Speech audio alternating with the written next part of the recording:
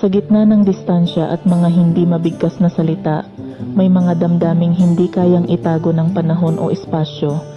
Minsan, sapat nang malaman na may isang tao na kahit gaano kalayo, ikaw pa rin ang pinipiling mahalin, hinihintay, at pinapangarap.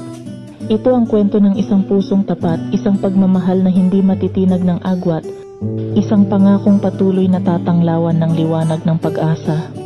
Sa bawat liham, sa bawat sulyap naroon ang pangako na kahit sa katahimikan, ikaw lang ang hanap.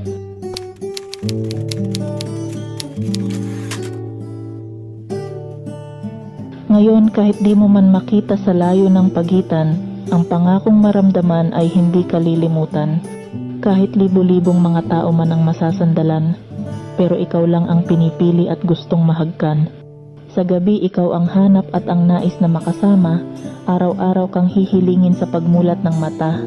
Dahil ang nag-iisang pangarap ay ikaw lang, Sinta, maghihintay ako hanggang sa tuparin ni Batala.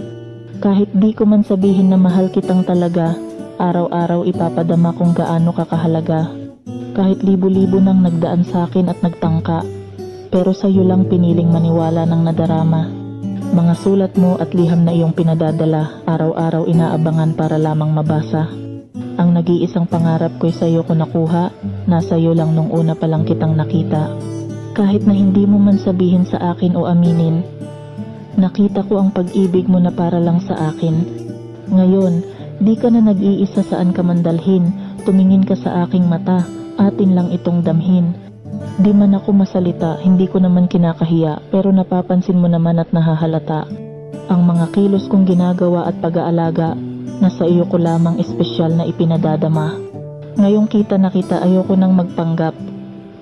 Nung nakita kita mula sa simula. Kaya sana'y makita mo rin na ako'y nandito na. Kita nakita aking panghabang buhay na tadhana.